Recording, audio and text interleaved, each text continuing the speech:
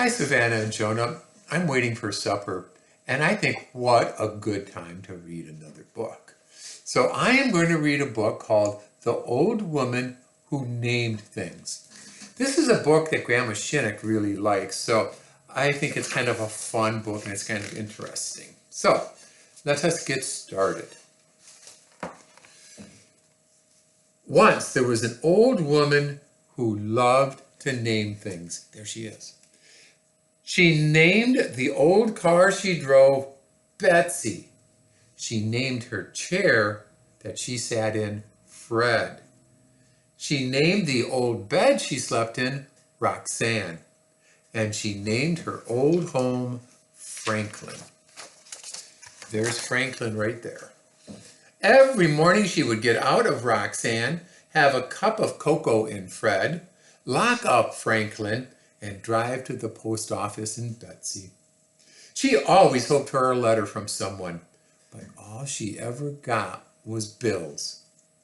The reason the old lady would never get any letters was because she had outlived every single one of her friends. This worried her. She didn't like the idea of being a lonely old woman without any friends, without anyone whom she could call by name.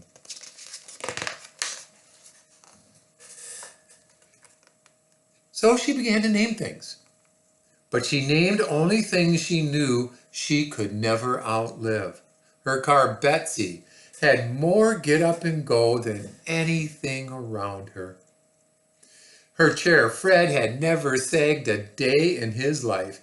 Not one creak or moan had she ever heard out of her old bed, Roxanne.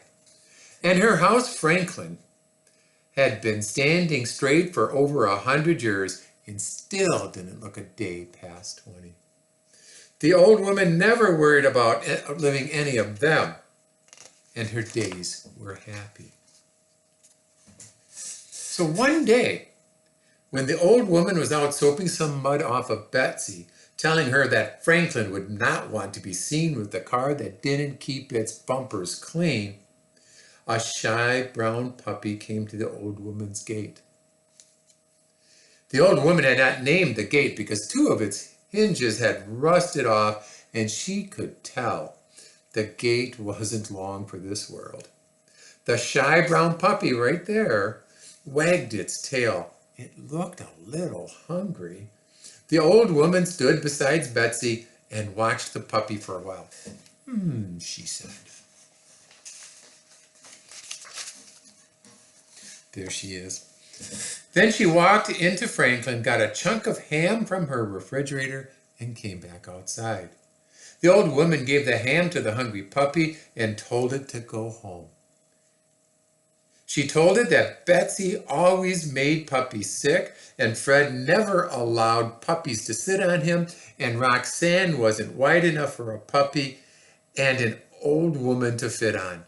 And besides all this, Franklin couldn't tolerate dog hair. So the puppy went away. But the next day, the puppy was back. The old woman was sitting in Fred, reading a book on everlasting flowers when she saw the puppy through her rear window. Go home, she called to the puppy. The puppy wagged its tail when he saw her. Go home, she called again, but the puppy just kept on wagging. The old woman noticed that it still looked a little hungry, so she went to the refrigerator. She gave the puppy a hunk of cheese and 2 biscuits. Then she told it to go home. The puppy went away. I'm wondering what's going to happen with this old lady and the puppy. Every day the shy brown puppy came to the old woman's gate. Every day she fed it and told it to go home. Always it went away, and always it came back the next day. This went on for many months. The puppy got bigger and bigger until soon it wasn't a puppy anymore. It was a dog. And it was still a dog with no name. And all this time the old woman had gotten a new dresser that she had named Bill, a new wheelbarrow that she had named Francine, and a new concrete pig for her garden that she had named Bud.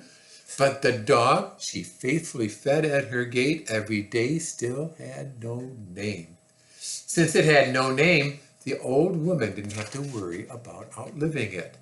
And she thought herself pretty clever in this.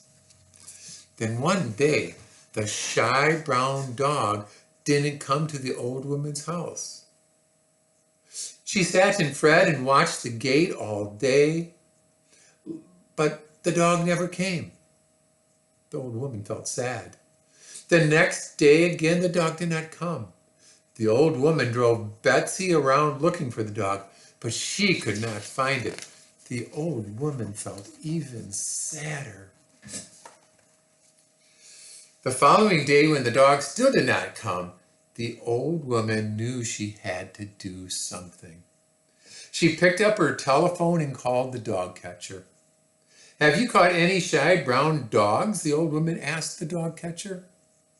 "We got a whole kennel full of shy brown dogs, ma'am," said the dog catcher. "Was yours wearing a collar with a name on it?" "No," said the old woman sadly, and she hung up the telephone. I wonder what she's going to do, how she's going to find that dog. So, the old woman sat and thought about the shy brown dog who had no collar with a name. Wherever it was, no one would know that it was supposed to come to the old woman's gate every day, that she was supposed to feed it and tell it to go home every day, that things were always supposed to be this way. The shy brown dog had no collar and no name, and no one would ever be able to know these things about it. The old woman made a decision.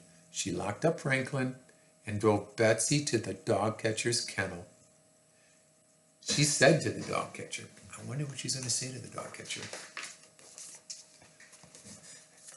"I have come to find my dog." He asked her what color it was. "It's brown," she said. He asked her about how old it was. "Oh, a year," she said.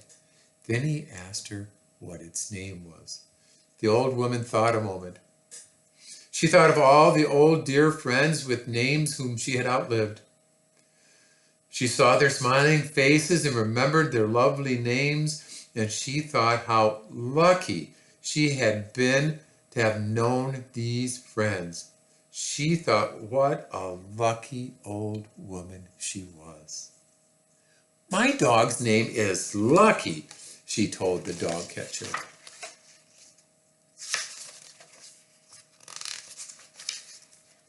He led her to a big yard full of white dogs and black dogs and brown dogs. And the old woman looked and looked, and finally she saw her own shy brown dog sitting beside a gate. The dog was looking at Betsy parked in the driveway. The old woman called out, "Here, Lucky!" And at the sound of her voice, the shy brown dog came running. And from that day on, Lucky lived with the old woman, and he always came when his name was called. It turned out that Betsy didn't make all dogs sick, and Fred was happy to allow a dog to sit on him, and Franklin really didn't mind a little dog hair. And every night, Roxanne was sure to make herself plenty wide enough for a shy, brown, lucky dog and the old woman who had named him. Well, that was a fun story. I hope you enjoyed it.